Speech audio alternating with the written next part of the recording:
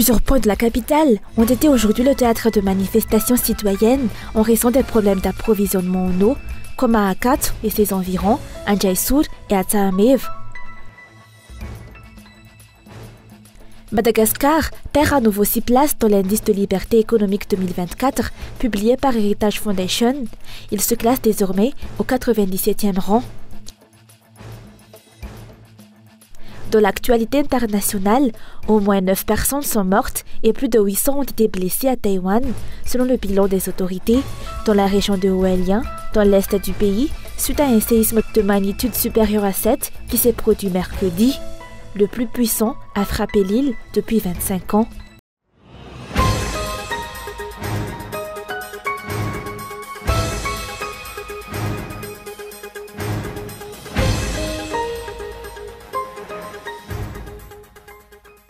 Le comportement du président actuel et de ses partisans tue la démocratie à Madagascar et bafoue la dignité de l'Assemblée nationale.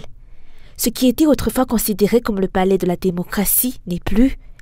C'est ce qu'ont déclaré les politiciens suite aux propos du député Nevra Uldin, qui a déclaré qu'aucune activité politique ne devrait avoir lieu à l'Assemblée nationale. La démocratie n'est plus dans le pays si l'on considère les actions des dirigeants et de leurs partisans. Un exemple flagrant est la déchéance de la présidente de l'Assemblée nationale de ses fonctions de députée après ses initiatives de médiation et ses déclarations en date du 23 mars dernier à Tsimazaz. Ce cas illustre également le caractère autoritaire et dictatorial du gouvernement en place.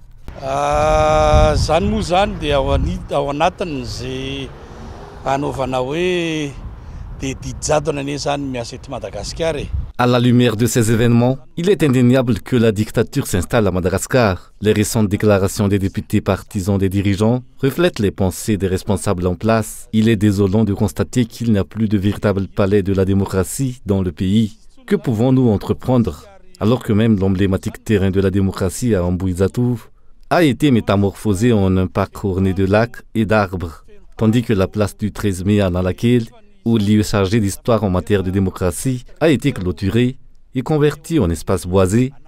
Même le symbole de la démocratie incarné par le palais de Tsimbazaz a été démantelé.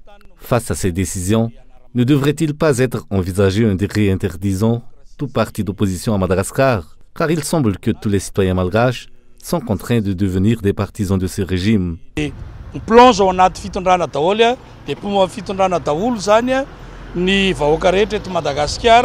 Selon les observateurs, à la lumière des récents événements, l'avenir de Madagascar apparaît préoccupant. Les dirigeants et leurs partisans persistent à piétiner la démocratie et l'état de droit.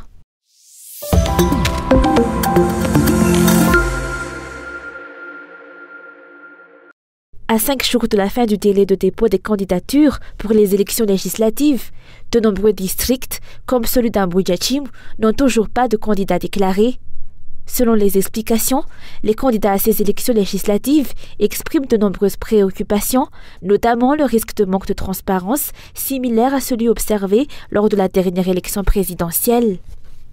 Les propositions et recommandations émises par les candidats et leurs partis n'ont pas été prises en considération, ce qui décourage fortement les candidats à se lancer dans la course législative. De plus, l'augmentation du nombre de députés à élire, passant de 151 lors du dernier scrutin de 2019 à 163, constitue un autre facteur démobilisant. Diverses organisations, partis politiques et candidats aux élections législatives ont lancé des appels aux acteurs internationaux pour qu'ils veillent à la prise en compte de ces recommandations visant à améliorer le processus électoral pour des élections crédibles, transparentes et acceptées par tous. Cependant, à ce jour, aucune réponse n'a été reçue. Rappelons que la date limite de dépôt des candidatures pour les élections législatives à Madagascar est fixée au 8 avril à 18 h. Et que les élections auront lieu le 29 mai.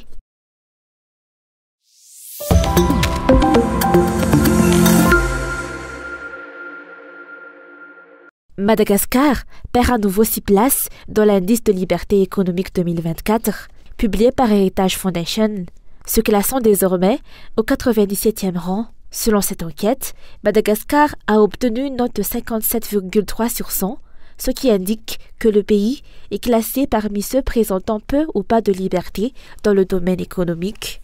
Donc ce n'est pas très surprenant parce que compte tenu de l'environnement des affaires, le climat des investissements et les risques pays très élevés à Madagascar et de surcroît aussi la corruption qui est très répandue à Madagascar, donc on ne peut pas être surpris de vouloir constater que la liberté économique se décale à Madagascar. Et les résultats, donc, on peut le voir sur les autres indicateurs économiques comme la croissance économique ou bien le taux de pauvreté qui s'agrandit, etc. Donc ça veut dire que cette liberté économique est restreinte à Madagascar, que ce soit directement ou indirectement, et ça a donc empêché les acteurs économiques de prendre toute initiative de production. Pour l'indice de liberté économique, Heritage Foundation s'est basé sur 4 piliers principaux. Premièrement, en ce qui concerne l'état de droit et le droit de propriété, Madagascar a obtenu un score de 41,1 sur 100, car dans le pays, même si la propriété est acquise légalement, il n'y a aucune garantie de sécurité, car il suffit souvent à certains d'avoir de l'influence pour spolier quelqu'un de ses terres. En ce qui concerne la liberté d'entreprendre, le pays a obtenu un score de 37,5 sur 100, car les opérateurs économiques et les entrepreneurs sont souvent entravés et limités dans leurs activités, tandis que certains individus ont une influence prépondérante sur le secteur. En matière de liberté commerciale, Madagascar a obtenu un score de 68,4 sur 100. Enfin, l'intégrité et la transparence du gouvernement ont également été évaluées, où le pays a obtenu un faible score de 24,8 sur 100 en raison du népotisme et de la corruption qui sévissent dans le pouvoir exécutif sous diverses formes.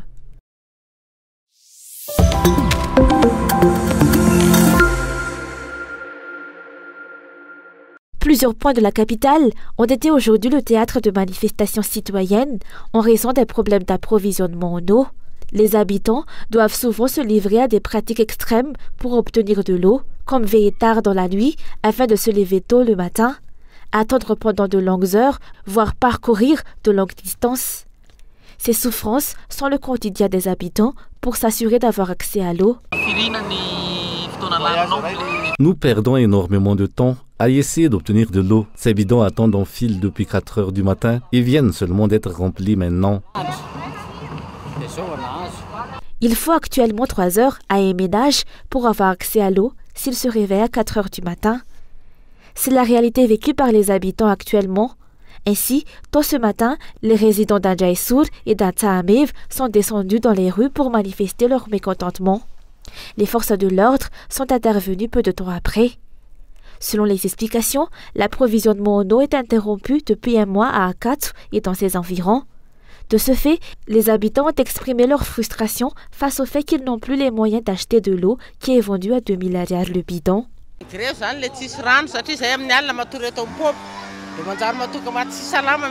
Nous sommes en grève en raison de la pénurie d'eau, car la nuit, nous sommes contraints de dormir près des pompes à eau. Cette situation entraîne des problèmes de santé, notamment de l'hypertension artérielle. Pourtant, il arrive parfois qu'il n'y ait même pas d'eau disponible. C'est pourquoi nous insistons pour que l'approvisionnement en eau soit amélioré. Cette situation va à l'encontre des droits de l'homme, car l'homme a besoin d'eau.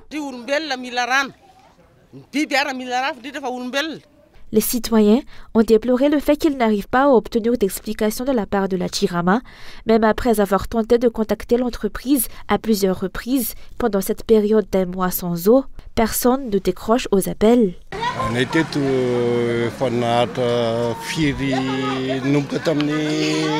Nous avons rencontré des problèmes d'approvisionnement en eau depuis la fin de l'année dernière jusqu'à présent. Nous avons contacté la Jirama à plusieurs reprises, mais nous sommes constamment fait balader. Normalement, quelqu'un devrait répondre immédiatement, mais à ma connaissance, personne ne décroche.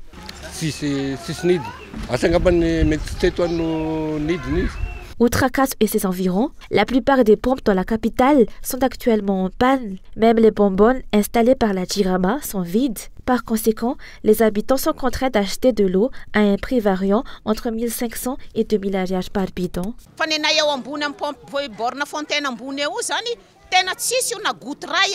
Il n'y a même pas une seule goutte d'eau dans notre bord fontaine. près des 2 bonbonnes bleues. Cela fait un mois que nous souffrons de pénurie d'eau. Imaginez avec le prix d'un bidon qui coûte 2 milliards, le coût de 40 bidons face à l'inflation actuelle et le prix du riz. Nous souffrons. Comment les plus démunis peuvent-ils survivre dans une telle situation? Les enfants, qui devraient se concentrer sur leurs études, n'ont même plus la tête à cela. Outre le problème d'électricité, l'approvisionnement en eau reste également problématique dans le pays. Les habitants débrayent à cause de cette situation, mais ce sont systématiquement les forces de l'ordre qui interviennent rapidement et se rendent sur les lieux. Selon les résidents, si les dirigeants faisaient ainsi preuve de rapidité à résoudre les problèmes sociaux, une partie des difficultés pourrait être atténuée.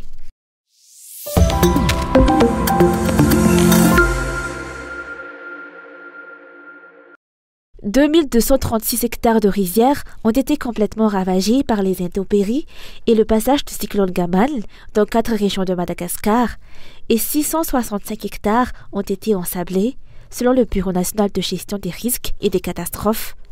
29 salles de classe ont été détruites ou endommagées. À Madagascar, à chaque saison de pluie, les dommages sur les infrastructures et les cultures sont aussi considérables que ceux que nous observons aujourd'hui.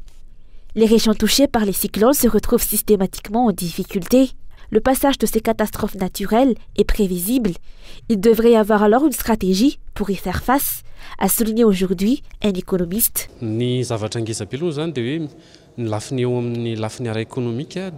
La destruction des routes, des rizières et des infrastructures pendant les saisons de pluie a des répercussions sur les fluctuations du coût de la vie. Afin d'éviter une récurrence de cette situation, il est impératif d'établir une politique publique claire pour faire face à ces catastrophes naturelles. Ces mesures représentent des solutions à court terme.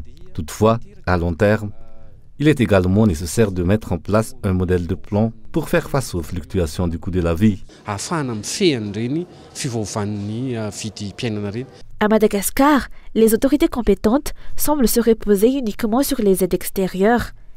Il n'existe aucune politique établie pour faire face à ces cyclones qui surviennent en moyenne 4 fois par an. Il est crucial de se pencher sur la période optimale de plantation pour les agriculteurs qui sont souvent les plus durement touchés par les dégâts causés par les cyclones et autres catastrophes naturelles. Il est crucial d'anticiper la période de plantation afin de pouvoir anticiper et mieux faire face aux catastrophes naturelles. Si l'on prévoit de cultiver pour l'année prochaine, il est nécessaire dès maintenant de prendre des mesures pour mieux résister à ces catastrophes.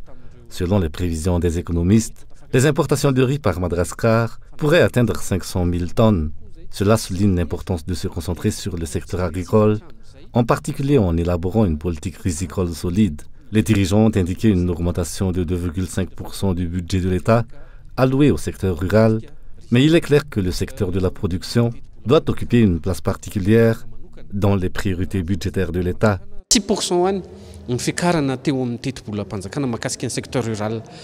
Des mesures à long terme pour faire face aux catastrophes naturelles annuelles sont toujours attendues.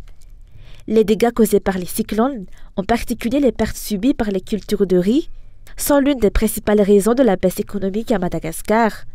Récemment, les dirigeants actuels ont effectué des visites auprès des sinistrés, mais celles-ci semblent davantage relever d'un coût de communication que d'une réelle action pour aider les 90 887 sinistrés, selon les observateurs.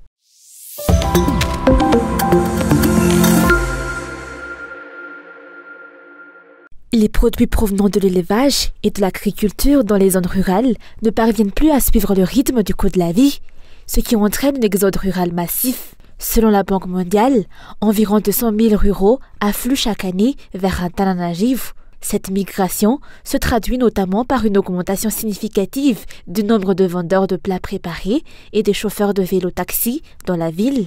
Comme l'expliquent les spécialistes du développement rural, il y a à craindre que le secteur de la production ne soit détruit si cette situation perdure.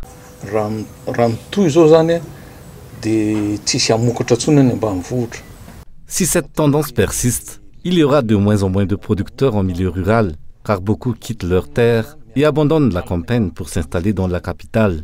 Actuellement, ces producteurs viennent eux-mêmes à vélo pour vendre leurs produits directement à la capitale, ne dépendant plus des collecteurs. Cela se manifeste par le flux quotidien de transporteurs à vélo sur la RN1 vers la capitale, transportant des produits tels que l'ananas, le manioc et les carottes. Cela n'entraînera pas nécessairement une diminution de la population en milieu rural, mais plutôt une diminution du nombre de producteurs.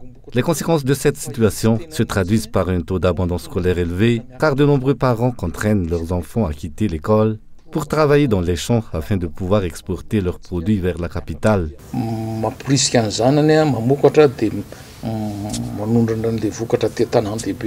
Outre la diminution de la production, l'insécurité croissante en milieu rural est préoccupante, où il arrive que les Dahal vont jusqu'à ôter la vie à leurs victimes. D'autre part, la réalité à la capitale ne correspond souvent pas aux attentes des migrants en raison du manque d'opportunités d'emploi. Il incombe au gouvernement de mettre en place une stratégie visant à stimuler le développement des secteurs de production.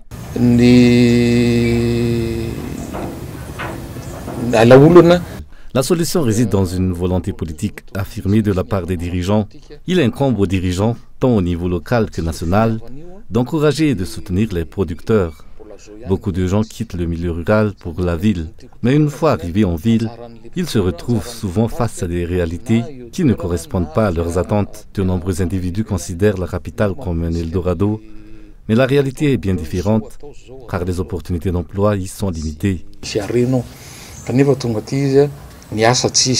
Selon le dernier rapport du RGPH3, publié en 2018, la région d'Analamang est le premier choix des migrants internes, suivi de près par Vaknakarj et Itasi. L'avenir des secteurs de production à Madagascar est inquiétant si la situation actuelle persiste. Malgré les discours récurrents des dirigeants sur ce secteur, aucun résultat concret n'a été observé au cours des 5 dernières années. Les problèmes persistent, notamment en ce qui concerne le prix des engrais et l'état des routes en zone rurale qui entravent le transport des produits agricoles.